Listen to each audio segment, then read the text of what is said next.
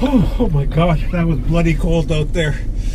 It is Sunday evening. It is about 10:22, and I'm going to be shooting the lunar eclipse tonight.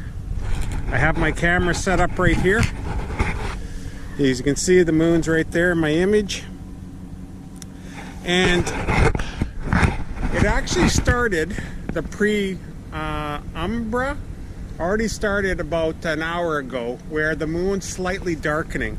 But the actual moon, it'll start be completely overcast or going black over the next hour. And then at 13 after midnight here in Sudbury, Ontario, hopefully, if all things work out, if all stars align, the moon will turn a pink, orange, or reddish color. And I am hoping to take images throughout the next 3 to 4 hours, tracking it. So come along for the adventure. So I decided to set up in my driveway to shoot the lunar eclipse, and instead of running in and out of my home, I would just use my truck as my warming station, place to hang out, my base camp, while I shot the lunar eclipse. So as you can see, I had a bag set up on my tripod just to keep everything still, as we had winds, gusts up to 47 kilometers an hour. They eventually died down to 27 kilometers an hour, but I was worried about camera shake. So what were my settings I decided to use? Well, I decided to shoot in manual, so I could change the ISO and shutter as needed. I decided to bracket my shots, and I was using spot metering.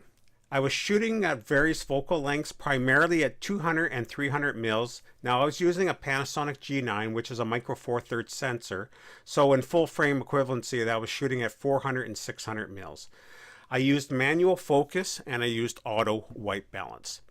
I decided also to use a 2-second timer when I pushed the camera, and when the shots were bracketed, it also had a 2-second timer for each image.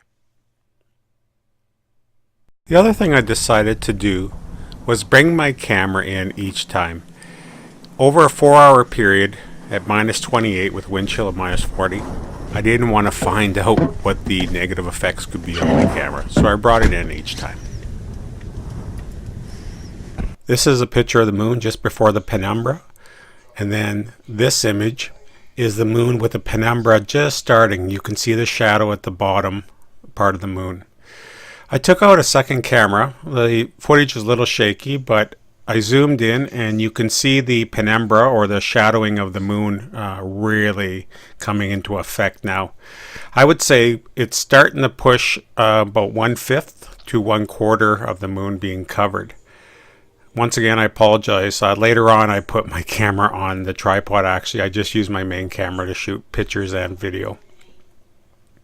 It is so damn cold out. Oh. As soon as you touch that metal on the on your tripod, your hands start instantly freezing. So it looks roughly about a third covered so far with the shadow of the Earth.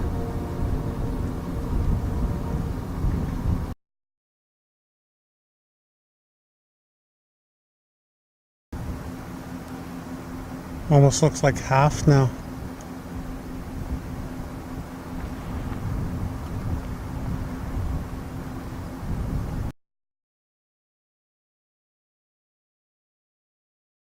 About 11:30 right now. When I'm looking with my naked eye, it looks to me like over 3/4 of the moon has been faded out, or a shadow cast on it. I would say 2/3 of it for sure, and it's really cool. And I'm pretty sure I'm starting to see, to me, I could see a slight red glow in it already. So, you know, I was complaining about the temperatures, but the one thing I guess is when it's ice cold like this, I think that's better for when you're taking an image through our atmosphere. Cold weather is better than humidity and that kind of stuff. So hopefully it helps my images, as long as they're all not shaky and all blurry. Why would you say that? You just jinxed yourself. But you can see a little bit of a red glow starting on it, eh? It's clearly there. Very cool.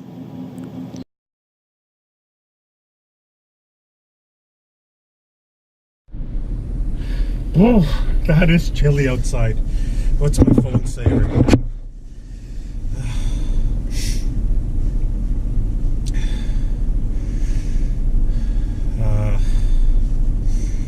The airport is reporting it is currently minus 28 with a wind chill of minus 42.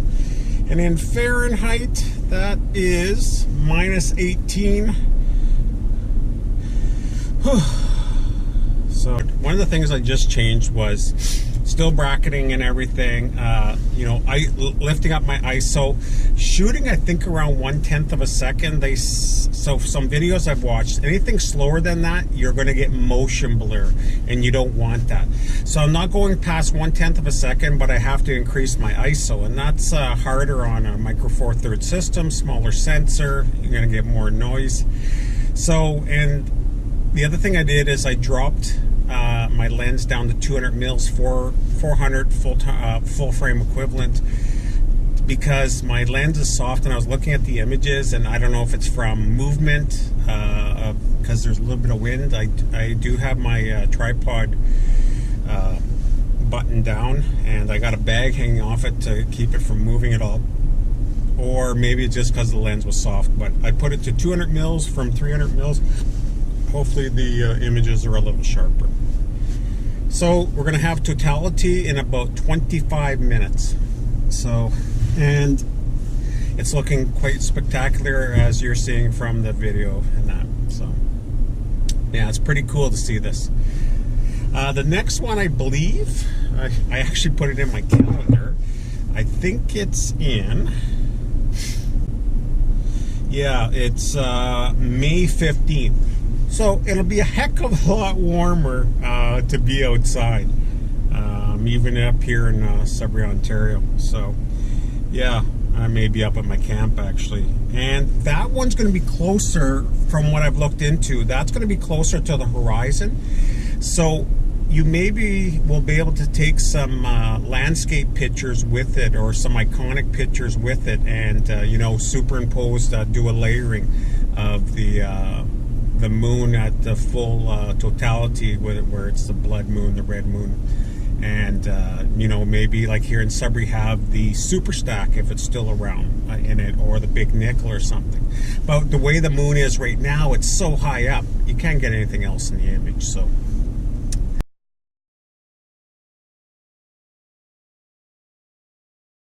oh my god, that was bloody cold out there. I just spent the last 10 minutes. I have gloves on, and I got gloves that can work my camera still, but my hands are frozen. But I got it. I got totality. And guys, here's the moon at totality. It's about, I was just doing pictures, but it's about 17, 18 after now.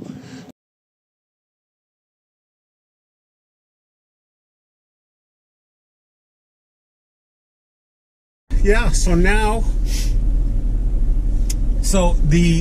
the shadow came in from the left or the east through the bottom and moved up, and now it's going to keep on going to the west or to the right and back down, and then over the next hour, the moon, the shadow will come off the moon, and the moon will look normal.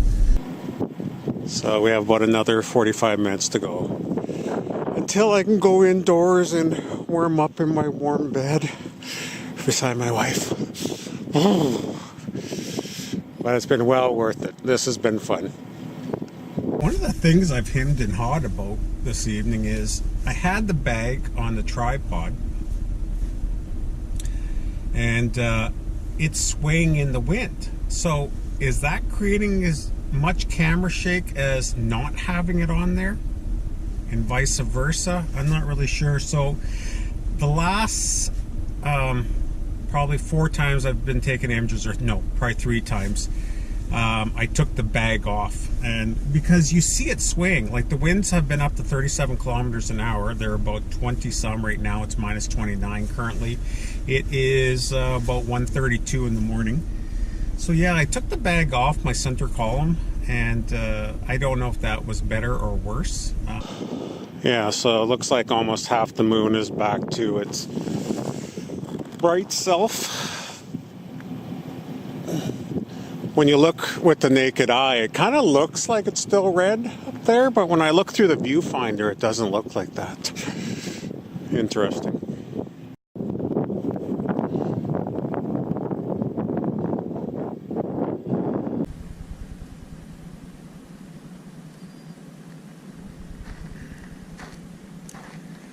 As the camera takes the last few images, I'd like to say thank you for watching this video, and I'll see you in the next